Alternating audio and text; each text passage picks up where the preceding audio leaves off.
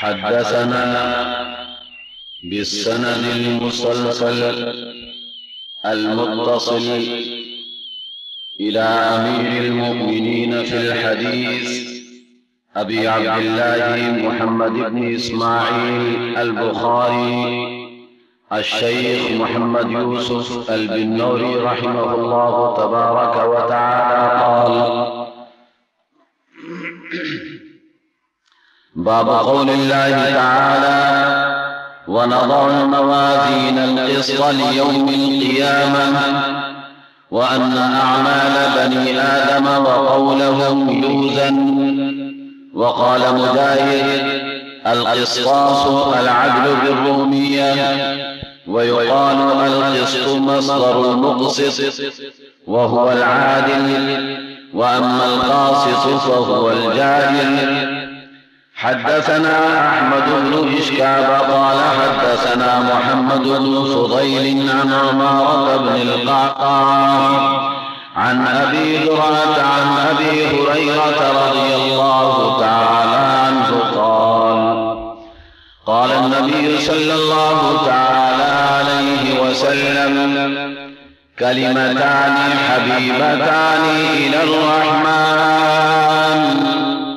خفيفتان على اللسان ثقيلتان في الميزان، سبحان الله وبحمده سبحان الله العظيم.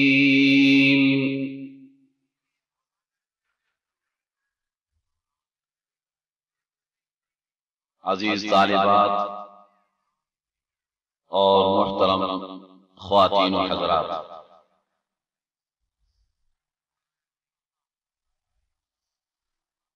آج کی اس مجلس کا انعقاد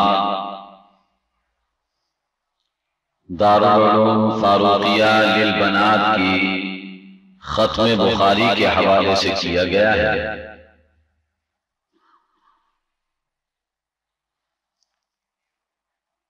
اور اس تقریب میں شرکت کے لیے میں کراچی سے یہاں پہنچا ہوں، چونکہ یہ پروگرام طے کر لیا گیا تھا۔ اس کے بعد جامعہ بنوریہ صاحب جس ادارے سے میں منسلک ہوں، وہاں بھی ختم بخاری کا پروگرام آج ہی کے دن کے لیے طے کر لیا گیا۔ البتہ انہوں نے اتنی رعایت کی کہ اس پروگرام کو ظہر کے بعد رکھا ہے، لہذا چونکہ مجھے ظہر تک وہاں پہنچنا ہے اور وہاں جا کر مجھے اسی ختم بخاری کی تقریب میں بیان کرنا ہے، اس بنا پر مجھے یہاں سے جلدی روانہ ہونا ہے۔ اور دوسری بات یہ ہے کہ 9 بجے کا وقت ویسے دیا گیا تھا اور اب 9:30 سے زیادہ وقت ہو چکا ہے۔ ہمارے ہاں وقت کی پابندی کا اہتمام بھی عام طور پر نہیں کیا جاتا، حالانکہ اس کا اہتمام کرنا چاہیے، خصوصاً جو لوگ نمازی ہیں، نماز پڑھنے والے ہیں، نماز کو جب پابندی وقت کے ساتھ ادا کرتے ہیں تو ان کی زندگی کے اندر اوقات کا انضباط ہو جانا چاہیے اور انہیں چاہیے کہ تمام کاموں میں وقت کی پابندی کا اہتمام کریں۔ بہر صورت چونکہ مجھے بھی جلدی روانہ ہونا ہے، اس لیے اس موضوع پر میں کچھ باتیں عرض کرنے کے بعد دعا کروں گا انشاءاللہ۔ یہ مجلس مسلسل جاری رہے گی اور ظہر تک یہ مجلس چلتی رہے گی۔ مختلف علماء کرام اور شعراء کرام اس سے خطاب فرمائیں گے اور اپنے اشعار بھی سنائیں گے۔ آپ حضرات اس مجلس میں مستقل شریک رہیں۔ اب میں حدیث کے موضوع پر جو گفتگو کرنی ہے اس سلسلے میں آپ حضرات کی خدمت میں عرض کرتا ہوں۔ اسلامی علوم جو کہ آسمان سے نازل شدہ ہے اور اللہ رب العزت نے انسانیت کی رہنمائی کے لیے انبیاء علیہ السلام کے واسطے سے ہمیں عطا فرمائے ہیں، اور سب سے آخر میں سرکار مدینہ سید دو عالم صلی اللہ علیہ وسلم کو خاتم الانبیاء والرسل بنا کر کے بھیجا گیا، اور قرآن کریم میں باشدات الفاظ میں اعلان کر دیا گیا وَلَٰكِن رَسُولَ اللَّهِ وَخَاتَمَ النَّبِيِّينَ کہ محمد علیہ السلام اللہ کے رسول ہیں اور خاتم النبیین۔ یہ خاتم کا جو لفظ ہے یہاں قرآن کریم کی اس آیت میں، یہ تا کی زبر کے ساتھ بھی قرآن کریم کا حصہ ہے اور تا کی زیر کے ساتھ بھی قرآن کریم کا حصہ ہے۔ خاتم النبیین بھی ہے اور خاتم النبیین بھی ہے، دونوں طرح قرآن کریم کی متبادل قراءات کے اندر داخل اور شامل۔ خاتم کے معنی مہر کے ہوتے ہیں اور خاتم کے معنی ختم کرنے والے کے ہوتے ہیں۔ تو اللہ کے نبی علیہ السلام انبیاء کے سلسلے کو ختم کرنے والے بھی ہیں اور تمام انبیاء کی مہر بھی ہیں کہ آپ کے بعد جب مہر لگ گئی تو اب انبیاء کے سلسلے کے اندر کوئی نیا اضافہ نہیں ہو سکتا۔ وَلَٰكِن رَسُولَ اللَّهِ وَخَاتَمَ النَّبِيِّينَ۔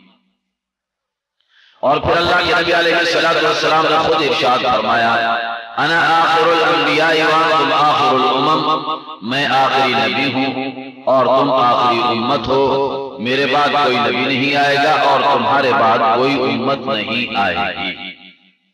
حضور اکرم صلی اللہ علیہ وسلم نے ایک موقع پر ارشاد فرمایا بعثت انا والساعة كهاتين، میں اور قیامت ان دو انگلیوں کی طرح مبعوث کیے گئے ہیں کہ جس طرح ان دو انگلیوں کے درمیان کوئی فاصلہ نہیں ہے، اسی طریقے پر میرے اور قیامت کے درمیان کوئی فاصلہ نہیں۔ سچی نگاہ رکھنے والے جب اس حدیث کو پڑھتے ہیں تو وہ یہ سمجھتے ہیں کہ یہ بات صحیح نہیں کہی گئی، اس لیے کہ اللہ کے نبی کے انتقال کے بعد سے لے کر کے آج تک 1400 سال تو ویسے گزر چکے ہیں اور اللہ کے نبی کہتے ہیں کہ میرے اور قیامت میں کوئی فاصلہ نہیں، حالانکہ 1400 سال گزر چکے۔ اب قیامت پتہ نہیں کب آئے گی، تو یہ تو بڑا لمبا فاصلہ ہے، سینکڑوں سالوں کا فاصلہ ہے، بلکہ ہزاروں سال کا فاصلہ ہو رہا ہے، اور اللہ کے نبی یہ فرماتے ہیں کہ میرے اور قیامت کے درمیان کوئی فاصلہ نہیں، میں اور قیامت اس طرح مبعوث کیے گئے جیسے یہ دو انگلیاں ہیں۔ وَفَرَّجَ بَيْنَهُمَا قَلِيلًا، دونوں میں تھوڑا سا فاصلہ کر کے اللہ کے نبی نے بتایا کہ میں اور قیامت اس طرح مبعوث کیے گئے۔ تو پھر اس حدیث کا مطلب کیا ہے؟ علماء فرماتے ہیں کہ اللہ کے نبی نے اس حدیث کے اندر بھی ختم نبوت کی طرف اشارہ فرمایا اور اللہ کے نبی نے یہ بتایا ہے کہ میرے اور قیامت تک کے زمانے کے اندر کسی دوسرے نبی کا زمانہ حائل نہیں ہوگا، میرا ہی زمانہ قیامت تک چلتا رہے گا، اس بنا پر میرے اور قیامت کے درمیان کوئی حائل نہیں ہے۔ بعثت انا والساعة كهاتين، میں اور قیامت اس طرح مبعوث کیے گئے ہیں جیسے دو انگلیاں ہیں، جس طرح ان دو انگلیوں کے درمیان کوئی حد فاصل نہیں، اسی طرح میرے اور قیامت کے درمیان کسی کی نبوت حد فاصل نہیں بنے گی۔ تو ایک طرف تو اللہ کے نبی خاتم الانبیاء والرسل ہیں، آپ پر نبوت اور رسالت ختم کر دی گئی ہے، اور دوسری طرف اللہ نے یہ بتایا کہ نبی پر اللہ نے وحی اتاری ہے اِنَّا أَوْحَيْنَا إِلَيْكَ كَمَا أَوْحَيْنَا إِلَىٰ نُوحٍ وَالنَّبِيِّينَ مِن بَعْدِهِ، اے میرے نبی ہم نے آپ کی طرف ایسے ہی وحی اتاری ہے جیسا کہ ہم نے نوح علیہ السلام اور ان کے بعد آنے والے انبیاء علیہ السلام پر وحی اتاری تھی۔ تو معلوم ہوا کہ اللہ کے نبی پر نازل ہونے والے دین میں اور پہلے نبیوں پر آنے والے دین میں کوئی فرق نہیں ہے، سب کا دین ایک ہی تھا۔ اور وہ دین کیا تھا؟ ان الدین عند اللہ اسلام، اللہ کے ہاں دین اسلام ہی ہے، لہذا ہر نبی کا دین اسلام ہوا کرتا تھا۔ کسی نے یہودیت نام رکھا، کسی نے عیسائیت نام رکھا، اور کسی نے کوئی نام تجویز کیا، کسی نے کوئی نام تجویز کیا۔ یہ تجویز لوگوں نے، مفاد پرستوں نے اپنے مفادات کے لیے نام تجویز کیے، اللہ نے تمام مذاہب کا نام ایک اسلام ہی تجویز فرمایا تھا، اور ہر نبی پر جو دین اترا اس کا نام اسلام ہی تھا۔ اس لیے اللہ فرماتے ہیں وَمَن يَبْتَغِ غَيْرَ الْإِسْلَامِ دِينًا فَلَن يُقْبَلَ مِنْهُ، اگر کوئی اسلام کے علاوہ کسی اور نظام حیات کو اپنانے کی کوشش کرے گا تو اللہ اسے قبول نہیں فرمائے گا، ہر قبول نہیں کیا جائے گا۔ تو معلوم ہوا کہ سارے نبیوں کا دین بھی اسلام تھا، اور حضور اکرم صلی اللہ علیہ وسلم کا دین بھی اسلام ہے، اور تمام ادیان کی بنیاد وحی الہی پر تھی۔ انا اوحینا الیک کما اوحینا الی نوح والنبیین من بعد۔ تو تمام دین کی بنیاد وحی الہی ہے۔ وحی کا مطلب کیا ہوا کرتا ہے؟ لغت میں تو کہتے ہیں الاشارۃ السریعہ، تیز اشارہ کر دیا جائے یہ وحی کہلاتی ہے، لیکن اصطلاح کے اندر وحی کے معنی یہ ہیں اللہ کا پیغام نبی پر فرشتے کے ذریعے یا بغیر کسی ذریعے کے نازل ہونا۔ اللہ چاہے تو فرشتے کے واسطے سے اپنا پیغام نبی کو بتا دے، اور اللہ چاہے تو فرشتے کے واسطے کے بغیر اپنے نبی کے دل پر اس بات کو اتار دیں۔ ما کان لبشر ان یکلمہ اللہ الا وحیا او من وراء حجاب او یرسل رسولا فیوحی بإذنہ ما شاء۔ تو اللہ رب العزت اپنے نبی پر وحی بھیجتے ہیں، کبھی فرشتے کے ذریعے سے وحی بھیجتے ہیں، کبھی پردے کے پیچھے نبی سے بات کرتے ہیں، کبھی براہ راست نبی کے دل میں اتار دیتے ہیں، کسی بات کو نبی کے دل میں ڈال دیتے ہیں۔ اللہ کے نبی نے فرمایا کہ القی فی روعی، اور ایک روایت کے الفاظ ہیں قد نفس فی روعی، میرے دل کے اندر یہ بات ڈالی گئی ہے، اتاری گئی۔ تو اس سے معلوم ہوا کہ وحی کبھی فرشتے کے ذریعے آتی، کبھی پردے کے پیچھے سے اللہ نبی کو بتا دیتے، کبھی براہ راست نبی کے دل کے اندر بات ڈال دی جاتی، اور یہ ساری صورتیں وحی ہی کہلاتی ہیں۔ اس لیے میں کہنا یہ چاہتا ہوں کہ تمام ادیان کی بنیاد وحی پر ہے، قرآن و حدیث کی بنیاد بھی وحی پر ہے۔ اس بنا پر جس دین و مذہب کو ہم مانتے ہیں اس دین و مذہب کی بنیاد کیا ہے؟ وحی الہی اس دین و مذہب کی بنیاد ہے۔ اس بنا پر دین کے بارے میں کوئی بات ہم سے کہے، میں اپنی بہنوں سے اور اپنی بچیوں سے خاص طور پر یہ بات کہہ رہا ہوں کہ دین کے بارے میں ہم سے کوئی بات کہہ دے، ہم اس سے پوچھیں گے کہ اس کے پیچھے وحی کار فرما ہے یا نہیں ہے۔ جو بات کہہ رہے ہو یہ وحی کے ذریعے ثابت ہوتی ہے یا نہیں ہوتی؟ دشمنان اسلام کی کوشش یہ ہے کہ وحی کو متاثر کر دیا جائے، وحی کو متاثر کر کے اور پھر اپنی طرف سے اس میں مداخلت کی جائے، اور اپنی طرف سے مداخلت کر کے اور دین کے اندر کچھ اضافہ کر دیا جائے، دین میں اپنی طرف سے کچھ احکام ڈال دیں۔ یہ یاد رکھیے یہ بات اس وقت تک نہیں ہو سکتی جب تک کہ وحی کو متاثر نہ کر لیا جائے۔ لہذا اگر ہم اس بات پر پکے رہیں کہ ہم تو وحی کو مانتے ہیں، لہذا اس نظریے کو مانیں گے جس نظریے کے پس منظر میں وحی موجود ہوگی، اور جس نظریے کے پس منظر میں وحی نہیں ہم اسے ماننے کے لیے تیار نہیں۔ اگر اس بات پر پکے ہو جائیں گے ہمارا عقیدہ بھی پختہ رہے گا، ہمارا عمل بھی صحیح اور درست رہے گا۔ خواتین کے اندر دشمنان اسلام نے یہ دیکھ کر کہ ان میں چونکہ تعلیم کا رواج بہت کم ہے، اور اگر ہے بھی تو دنیاوی تعلیم کا رواج ہے، دینی تعلیم کا رواج موجود نہیں ہے، لہذا خواتین میں بعض نظریات ڈال دیتے ہیں، اور وہ جھوٹے موٹے نظریات ڈال کر کے بزرگوں کے نام پر لگا کے خواتین میں جاری کر دیتے ہیں۔ کہیں 7 بیویوں کی کہانیاں پڑھی جا رہی ہیں، کہیں لکڑہارے کی کہانی پڑھی جا رہی ہے۔ اب جن کو پڑھے گا متاثر ہو کر کے سمجھے گا کہ یہ دین کی بات ہے، لیکن اگر اس سے یہ پوچھا جائے کہ یہ 7 بیویوں کی کہانی کیا قرآن میں آتی ہے، کیا حدیث میں آتی ہے، کیا اللہ نے وحی کے ذریعے اپنے نبی کو بتائی ہے، پتہ چلے گا کہ نہیں، وحی سے اس کا کوئی تعلق نہیں۔ اچھا یہ لکڑہارے کی کہانی جو بنائی ہوئی ہے یہ کون سا قرآن میں آتی ہے، کہاں حدیث میں آتی ہے، اس کے پس منظر میں وحی کہاں موجود ہے؟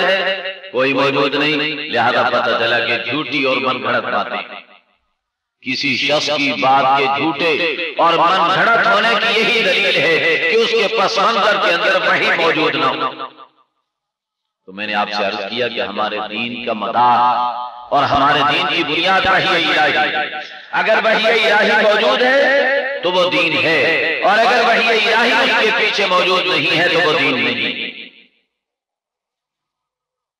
یہاں میں ایک اور بات کہنا چاہوں گا، بعض دوسرے مفاد پرست اسی رنگ میں آتے ہیں، وہ کہتے ہیں یہ قرآن و حدیث کے بغیر ہم کسی بات کو نہیں مانتے. ہم بھی یہی کہتے ہیں کہ قرآن و حدیث کے بغیر ہم کسی بات کو نہیں مانتے، لیکن ان کی اس جملے کے پیچھے کہ قرآن و حدیث کے بغیر ہم کسی بات کو نہیں مانتے، ان کی اندر کی خباثت کار فرما ہے، ان کی شرارت کار فرما ہے.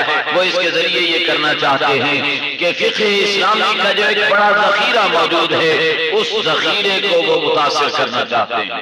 وہ کہنا یہ چاہتے ہیں کہ فقہ اسلامی کی کوئی حیثیت نہیں، ہم تو بس قرآن و حدیث کو مانتے ہیں. حالانکہ یاد رکھیے کہ اسلامی فقہ جو ہے وہ قرآن و حدیث سے علیحدہ کوئی چیز نہیں. قرآن و حدیث کے مجموعے کو اسلامی فقہ کہا جاتا ہے. قرآن ایک الگ کتاب ہے جو اللہ نے اتاری، اور احادیث طیبہ الگ احادیث ہیں جو اللہ کے نبی نے فرمائی. فقہاء کرام نے دونوں کو جمع کر کے جو ایک مرکب تیار فرمایا اس کو اسلامی فقہ کہا جاتا ہے. لہذا کتاب و سنت کا مجموعہ اسلامی فقہ کہلاتا ہے. اس بنا پر اگر کوئی یہ کہنا چاہے کہ صاحب قرآن و حدیث کے علاوہ ہم کسی اور بات کو نہیں مانتے لہذا ہم فقہ اسلامی کو نہیں تسلیم کرتے ہیں، تو وہ بھی اسی طرح شرارتی اور شیطان ہے جس طریقے پر وہ شرارتی اور شیطان ہے جو یہ کہتے ہیں کہ ہم قرآن و حدیث کو اس سرے سے نہیں مانتے. میں صرف ایک مثال دیتا ہوں اس کے لیے. حضرت امام ابو حنیفہ رحمۃ اللہ تعالی علیہ ابھی طالب علم استاد بیٹھے ہوئے سبق پڑھا رہے تھے. ایک عورت آئی، اس نے آ کر کے کہا کہ حضرت، استاد صاحب سے آ کر کے کہا کہ حضرت میرا شوہر بڑا دماغ ہے، کھانا جب میں پکاتی ہوں اگر کوئی مرچ زیادہ ہو جائے، سالن زیادہ، اس میں نمک زیادہ ہو جائے یا کوئی کمی زیادتی رہ جائے تو مجھے مارتا ہے. اب میں روزے کی حالت میں ہوں، روزہ میں نے رکھا ہوا ہے، اس حالت میں میں نے کھانا پکانا ہے، تو کیا میں کھانے کو چکھ سکتی ہوں روزے کی حالت میں؟ قرآن و حدیث سے بتائیے. استاد صاحب کہنے لگے کہ جی مجھے تو معلوم نہیں کہ ایسی قرآن و حدیث کی آیت تو موجود نہیں.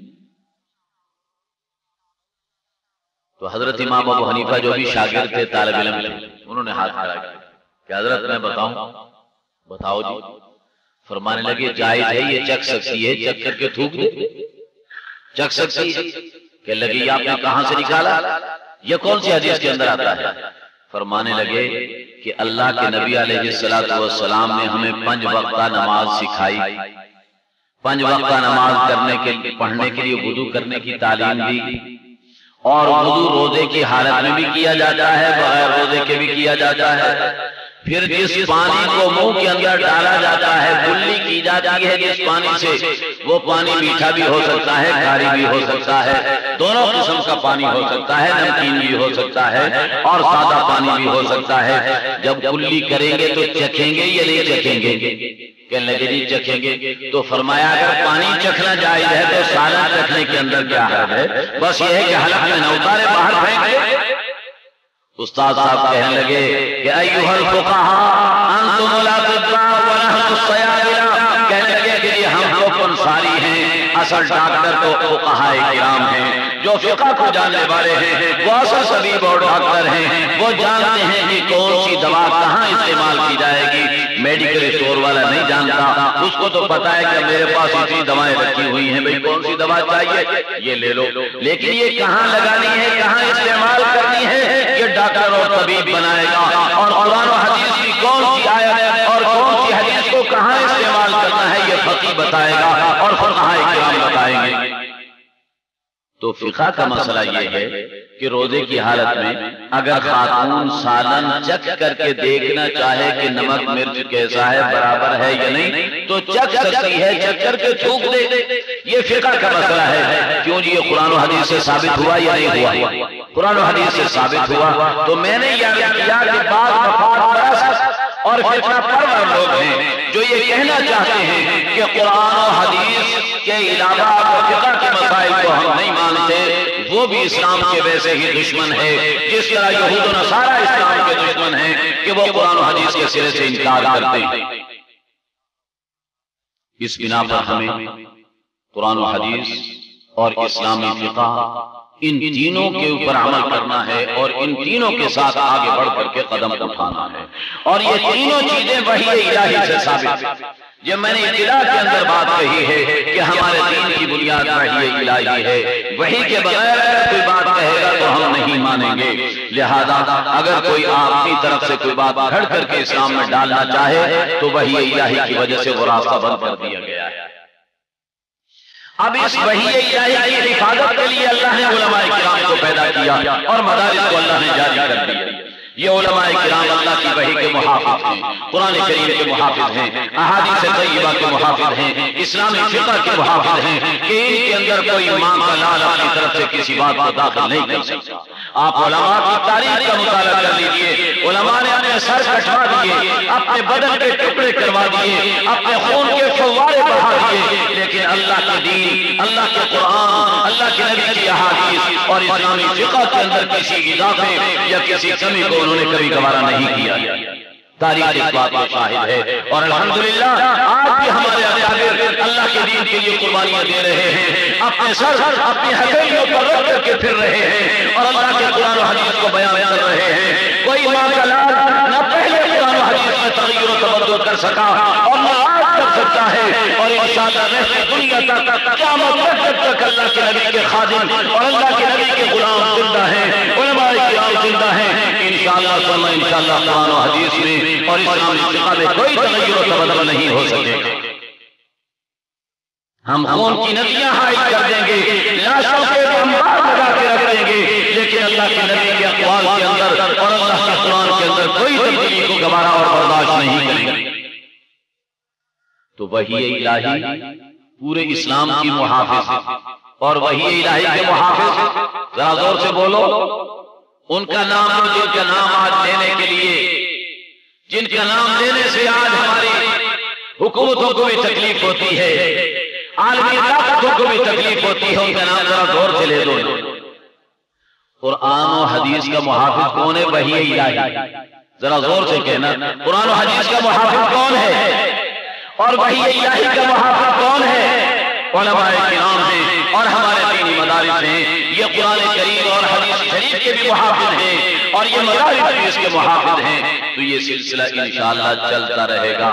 تم کوشش کر لو، تم بم دھماکے کر لو، علماء پر حملے کر کے علماء کو شہید کر ڈالو، کیا نظام الدین کو شہید کر کے، محمد یوسف لدھیانوی کو شہید کر کے، عبداللہ اسلام آباد والے کو شہید کر کے، حبیب اللہ مختار کو شہید کر کے، عبدالسمیع کو شہید کر کے رضی رحمت اللہ تعالی علیہ اجمعین، کیا تم نے اسلام کا راستہ روک لیا؟ کیا علماء کو ڈرا لیا؟ کیا علماء کو دھمکا لیا؟ کیا نواز جھنڈی کو شہید کر کے، عیسیٰ قاسمی کو شہید کر کے، آدم طارق کو شہید کر کے، رحمہ اللہ تبارک و تعالی، کیا تم نے علماء کا راستہ روک لیا؟ علماء کو خوفزدہ کر لیا؟ اللہ کی قسم کھا کے کہتا ہوں کہ یہ سلسلہ کوئی نیا نہیں۔ امام ابو حنیفہ کا جنازہ بھی جیل سے اٹھا تھا، علامہ ابن تیمیہ کا جنازہ بھی جیل سے اٹھا تھا، اور امام مالک رحمۃ اللہ علیہ کے ہاتھ توڑ دیے گئے تھے فتویٰ لکھنے کی وجہ سے، اور امام احمد کوڑے مار مار کے ان کی کمر لہوار کر دی گئی تھی، ان کی کمر کوڑے مار مار کے زخمی کر دی گئی تھی۔ فاروق اعظم کی لاش مسجد نبوی میں تڑپائی گئی، عثمان غنی کی لاش حرم نبوی کے اندر تڑپائی گئی، علی مرتضیٰ کی لاش منبر رسول پر تڑپائی گئی۔ ان لوگوں نے یہ سب کچھ گوارا کیا، لیکن اللہ کے دین میں کسی تغیر و تبدل کو قبول نہیں کیا۔ ہم نام لینے والے ہیں ان اکابر کے، ان اللہ کے بندوں کے، ان اولیاء کرام کے، ان مشائخ کرام کے، انشاءاللہ ہم ان کی قربانیوں اور ان کی شہادت کی قسم کھا کر کے کہتے ہیں کہ انشاءاللہ ہم اپنے مقصد سے کبھی پیچھے نہیں ہٹیں گے۔ میں نے یاد کیا کہ اسلام کی بنیاد وحی الہی پر اور وحی الہی کے محافظ دینی مدارس اور علماء کرام ہیں، اور انشاءاللہ یہ ذمہ داری رہتی دنیا تک جاری و ساری رکھیں گے انشاءاللہ۔ وقت ہوتا یہ موضوع تھا بولنے کا، میں اس پہ بہت بات کرتا لیکن اختصار کر رہا ہوں، اس بنا پر میں اب اس حدیث شریف میں اپنی سند کو بیان کر کے اس حدیث کو بیان کرتا ہوں۔ احادیث کے پڑھنے کے دو طریقے ہوتے ہیں۔ ایک طریقہ تو یہ ہوتا ہے کہ استاد شاگرد کے سامنے حدیث پڑھ کر کے سنا دیتا ہے۔ دوسرا طریقہ یہ ہوتا ہے کہ شاگرد استاد کے سامنے حدیث پڑھ کر کے سناتا ہے۔ الحمدللہ دونوں طریقے پر ہمیں یہ حدیث حاصل کرنے کا موقع ملا ہے۔ طالبات کی طرف سے یہ درخواست کی گئی ہے کہ وہ اس حدیث کو پڑھنا چاہتی ہیں خود۔ میں نے تو آپ کو یہ حدیث سنا دی اور طالبات تک بھی یہ آواز پہنچ گئی، اگرچہ ہم اس طالبہ کی آواز نہیں سن سکیں گے یہاں پر، لیکن بہر صورت ہم تھوڑا وقفہ دیتے ہیں تاکہ وہ طالبہ عبارت پڑھ لے اور اس حدیث کو پڑھ لے، اس کے بعد میں اس کے بارے میں کچھ باتیں عرض کروں۔ مکمل ہو گئی ہوئی، دیکھیے بخاری شریف اور دوسری احادیث جو ہیں یہ ہمیں اپنے اساتذہ کرام سے حاصل ہوئی ہیں، جن میں بخاری شریف پوری میں نے حضرت مولانا محمد یوسف بن نوری صاحب رحمۃ اللہ علیہ سے پڑھی ہے، اور یہ بھی مجھے اعزاز حاصل ہوا کہ تقریباً پوری بخاری شریف کی عبارت مجھے پڑھ کر کے حضرت کو سنانے کا موقع ملا ہے۔ یہ بھی الحمدللہ میرے لیے ایک بڑا اعزاز ہے۔ حضرت مولانا محمد یوسف بن نوری رحمۃ اللہ تعالی علیہ نے حدیث حاصل کی تھی حضرت مولانا انور شاہ کشمیری رحمۃ اللہ تعالی علیہ سے۔ حضرت مولانا انور شاہ کشمیری رحمۃ اللہ علیہ نے حدیث حاصل کی تھی حضرت شیخ الہند مولانا محمود حسن صاحب رحمۃ اللہ تعالی علیہ سے۔ انہوں نے حدیث حاصل کی تھی حضرت مولانا محمد قاسم نانوتوی اور حضرت مولانا رشید احمد گنگوہی رحمۃ اللہ تعالی علیہ سے۔ انہوں نے حدیث حاصل کی تھی حضرت شاہ عبد الغنی مجددی محدث دہلوی رحمۃ اللہ تعالی علیہ سے۔ انہوں نے حدیث حاصل کی تھی حضرت شاہ محمد اسحاق صاحب رحمۃ اللہ تعالی علیہ سے، اور انہوں نے حدیث حاصل کی تھی عمدۃ المحدثین حضرت شاہ عبد العزیز صاحب محدث دہلوی رحمۃ اللہ تعالی علیہ سے، اور انہوں نے حدیث حاصل کی تھی امام المحدثین اور ہند و پاک کے اندر علم حدیث کے لانے والے اور علم حدیث کی ابتدا کرنے والے حضرت شاہ ولی اللہ محدث دہلوی رحمۃ اللہ تعالی علیہ سے، جنہوں نے امام ابو طاہر القردی رحمۃ اللہ علیہ سے حدیث حاصل کی، اور ان کی تفصیلی سند ترمذی شریف کے پہلے صفحے پر صاحب کتاب تک لکھی ہوئی موجود ہے۔ اس کے بعد کی جو روایت ہے وہ ہر کتاب کے اندر موجود ہے، جو کہ حضور اکرم صلی اللہ علیہ وسلم تک چلی جاتی ہے۔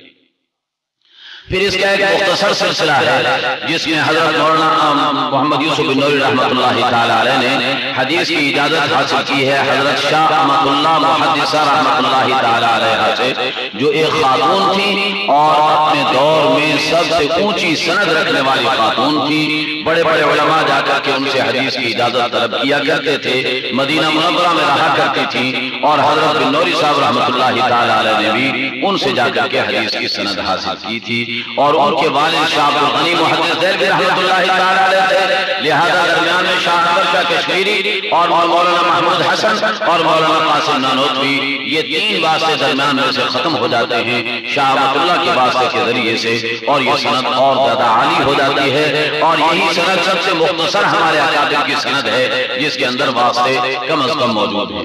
ان کے علاوہ حضرت شیخ الحدیث مولانا محمد زکریا صاحب رحمۃ اللہ تعالی علیہ سے بھی ہمیں حدیث کی اجازت عامہ حاصل ہے، اور حضرت مولانا قاری محمد طیب صاحب قاسمی رحمۃ اللہ تعالی علیہ سے بھی ہمیں حدیث کی اجازت عامہ حاصل ہے، اور حضرت مولانا محمد انعام الحسن صاحب کاندھلوی رحمۃ اللہ تعالی علیہ سے بھی ہمیں حدیث کی اجازت عامہ حاصل ہے، اور حضرت مولانا مفتی محمود صاحب رحمۃ اللہ تعالی علیہ سے بھی ہمیں حدیث کی اجازت عامہ حاصل ہے۔ حضرت قاری محمد طیب صاحب رحمۃ اللہ تعالی علیہ سے ہمیں حدیث کی اجازت عامہ حاصل ہونے کے ساتھ ساتھ مسلسلات کی اجازت بھی حاصل کرنے کا موقع ملا، اور مسلسلات کا مطلب یہ ہوتا ہے، یہ حدیث کی ایک قسم ہے طالبات کے لیے اور علماء کے لیے میں عرض کر رہا ہوں کہ یہ حدیث کی ایک قسم ہے مسلسلات کی، اور اس کا مطلب یہ ہوتا ہے کہ جو عمل اللہ کے نبی نے کر کے دکھایا تھا استاد کو عمل کر کے دکھاتا ہے اسی طریقے پر کہ میرے استاد نے یوں کیا، اس کے استاد نے یوں کیا، اس کے استاد نے یوں کیا، اور اس طرح سے وہ سند اللہ کے نبی علیہ السلام تک پہنچ جاتی ہے۔ تو یہ مسلسل حدیث باقاعدہ عملی طور پر ہم نے حضرت مولانا قاری محمد طیب صاحب رحمۃ اللہ تعالی علیہ سے حاصل کی، باقی تمام اکابر کی طرف سے ہمیں اجازت عامہ کے طور پر مسلسلات کی اجازت حاصل ہے، لیکن قاری طیب صاحب سے ہم نے باقاعدہ عملی طور پر اس کی اجازت حاصل کی۔ ان میں 3 روایتیں ہیں جو میں نے اپنی سندیں جو محفوظ کی ہیں، جو میرے اساتذہ اور مشائخ کی سند مجھے حاصل ہے، وہ میں نے اس پمفلٹ کے اندر جمع کر دی ہیں۔ ان میں 3 روایتیں اور تینوں یہ مسلسل سندیں بھی میں نے انہیں محفوظ کر دی ہیں۔ تو اس کے بارے میں بھی میں یہ چاہتا ہوں کہ ان طالبات کو اور ان کے ساتھ ہی وہ علماء کرام جو اس مبارک مجلس کے اندر موجود ہوں، یہ اس مدرسے کے مدرسین ہوں جو درس نظام مکمل کر چکے ہیں، انہیں بھی میں مسلسلات کی اجازت دے دیتا ہوں۔ ان میں پہلی تو حدیث المسلسل بالاولیہ ہے، جس میں حضور اکرم صلی اللہ علیہ وسلم کے بارے میں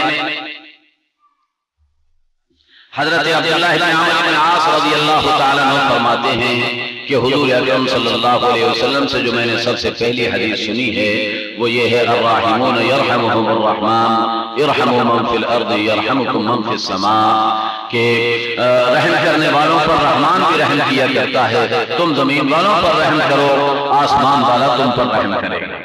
یہ مسلسل بالاولیہ کہلاتی ہے۔ اور دوسری سند مسلسل بالمصافحہ ہے۔ یہ مسلسل بالمصافحہ سند یہ ہوتی ہے، مسلسل بالمصافحہ کا مطلب یہ ہوتا ہے کہ استاد اپنے شاگرد سے مصافحہ کرتا ہے اور مصافحہ کرتے ہوئے یہ بتاتا ہے کہ میں نے اپنے استاد سے اسی طرح مصافحہ کیا تھا، اس نے اپنے استاد سے اسی طرح مصافحہ کیا تھا، اس نے اپنے استاد سے اس طرح مصافحہ کیا تھا، اور یوں یہ مصافحہ چلتے چلتے سب سے آخر میں سرکار کا علی کملی والے سے جا کر کے جڑ جاتا ہے۔ بیچ سے تمام کڑیاں جو ہیں وہ مرتبط ہوتی ہوئی اور پوری ایک زنجیر بن جاتی ہے اللہ کے نبی تک، اور یہ اس طریقے پر مسلسل بالمصافحہ کی حدیث چلی آ رہی ہے۔ اور یہ بھی ہمیں حضرت قاری محمد طیب صاحب رحمۃ اللہ تعالی علیہ سے مصافحے کے موقع پر حاصل ہوئی۔ اور میں یہ حدیث آپ کو سنا دیتا ہوں، اور اس حدیث کے اندر 2 روایتیں ہیں۔ ایک روایت حضرت انس بن مالک رضی اللہ تعالیٰ عنہ کی ہے، وہ فرماتے ہیں کہ میں نے اپنے ان ہاتھوں سے رسول اللہ صلی اللہ علیہ وسلم کے ہاتھوں سے مصافحہ کیا، اللہ کی قسم کوئی ریشم اور کمخاب بھی اتنا نرم نہیں تھا جتنے اللہ کے نبی کے دست مبارک میں نے نرم پائے۔ اور دوسری روایت ہے ابو عبداللہ معمر رضی اللہ تعالیٰ عنہ کی روایت ہے، وہ فرماتے ہیں کہ میں نے اللہ کے نبی سے مصافحہ کیا تو اللہ کے نبی نے یہ فرمایا، من صافحنی او صافح من صافحنی الی یوم القیامت دخل الجنہ، جس نے مجھ سے مصافحہ کیا یا اس سے مصافحہ کیا جس نے مجھ سے مصافحہ کیا ہوگا، قیامت تک اس طرح ہوتا چلا گیا تو وہ سب کے سب انسان جنت میں داخل ہو جائے گا۔ یہ روایت جو ہے یہ محدثین کرام نے اس روایت کو نقل کیا ہے، اور یہ مسلسل بالمصافحہ روایت کہلاتی ہے۔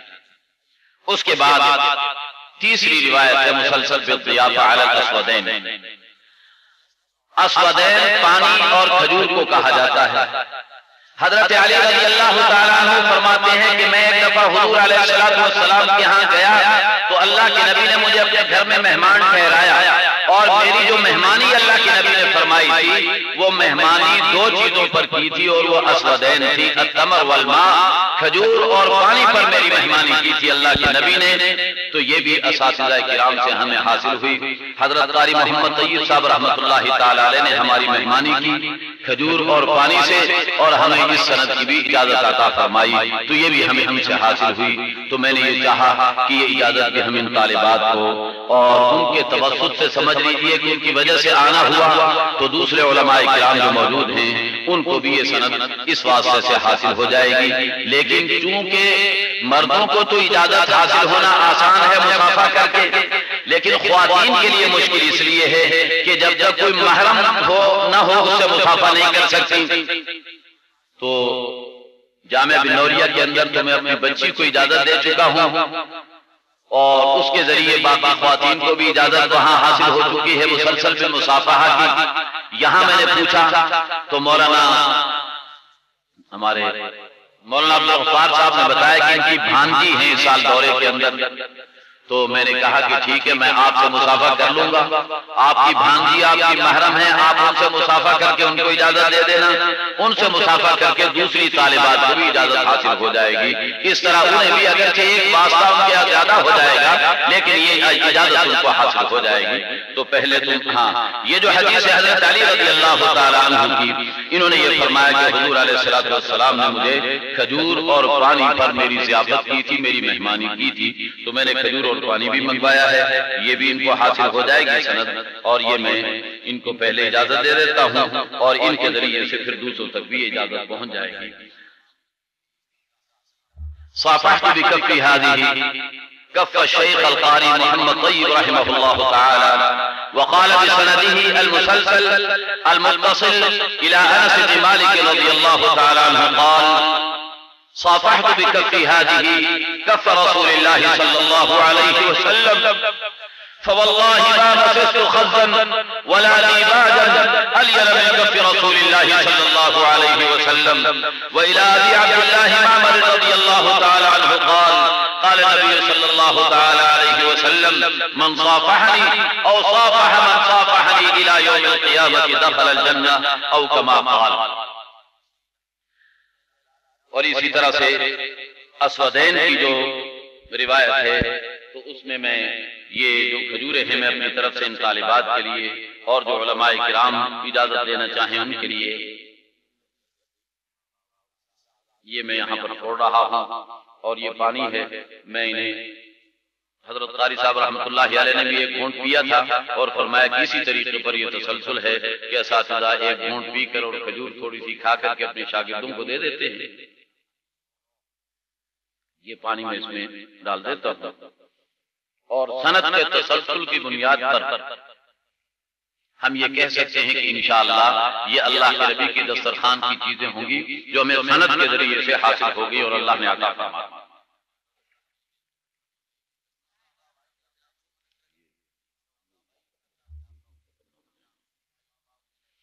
اب میں اس حدیث کے بارے میں تو تفصیل عرض نہیں کر سکوں گا، صرف آخری جو الفاظ ہیں ان کا ترجمہ کر دیتا ہوں. اللہ کے نبی نے ارشاد فرمایا کہ دو جملے ایسے ہیں جو کہ اللہ کو بڑے محبوب ہیں، اور محبوب ہونے کا مطلب یہ ہے کہ جو ان جملوں کو ادا کرتا ہے وہ اللہ کا پیارا اور محبوب بن جایا کرتا ہے.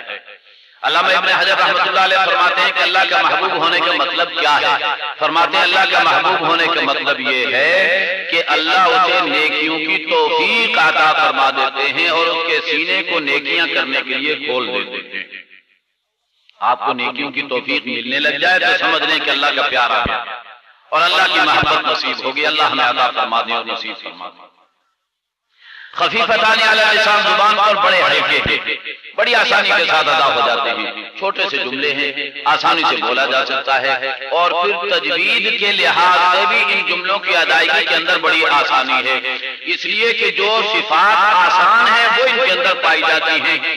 حمز کی صفت ہے وہ ان کے اندر پائی جاتی ہے، اذلال کی صفت ہے وہ ان کے اندر پائی جاتی ہے، انفتاح کی صفت ہے وہ ان کے اندر پائی جاتی ہیں. اور یہ تینوں صفات جن جملوں کے اندر جن حروف کے اندر پائی جائے وہ آسان ہوا کرتے ہیں. اس لیے اللہ کے نبی نے فرمایا خفیفتان علی اللسان کہ زبان پر ان کا ادا کرنا بڑا ہی آسان ہے. ثقیلتان فی المیزان، ترازو کے اندر بڑے وزنی اور بھاری ہیں کہ ترازو میں جب ان کو تولا جائے گا تو ان کا وزن بہت زیادہ ہو جائے گا. اللہ ہمیں ایسا نامہ اعمال عطا فرما دے کہ جو ترازو کے اندر بھاری بن جائے اور بھاری ہونے کے نتیجے میں ہمارے لیے جنت میں جانے کا ذریعہ بن جائے.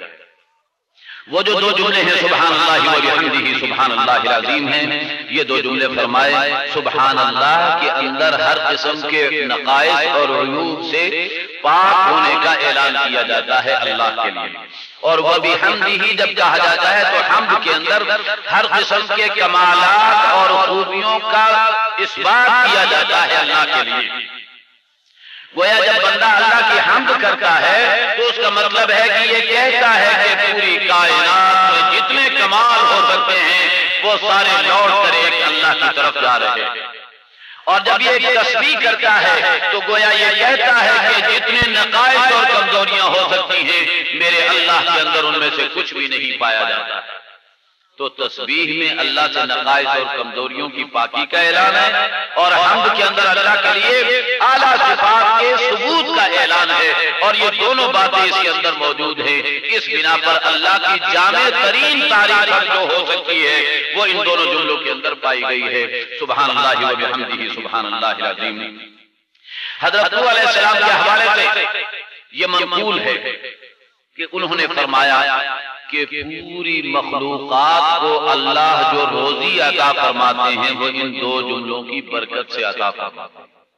اس سے معلوم ہوا کہ جو ان دو جملوں کو اپنا ورد بنا لے اور اپنا وظیفہ بنا لے، اللہ رب العزت اس کی روزی کے اندر برکت عطا فرما دیتے ہیں۔